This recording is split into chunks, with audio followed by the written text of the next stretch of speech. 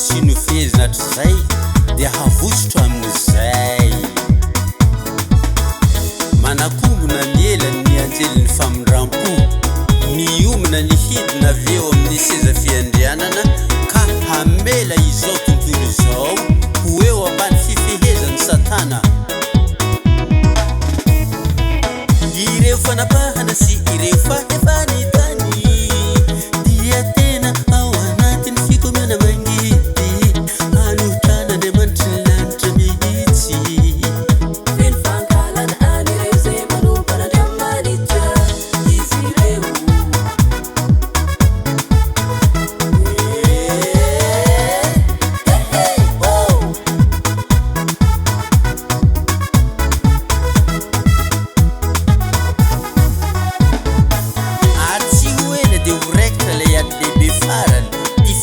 tsara sy ny ratsy halleluja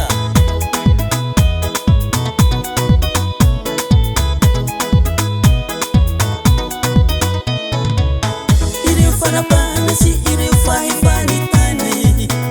dia tena ao anatiny fikomiana mangidy anohitra an'Andriamanitra ny lanitra mihitsy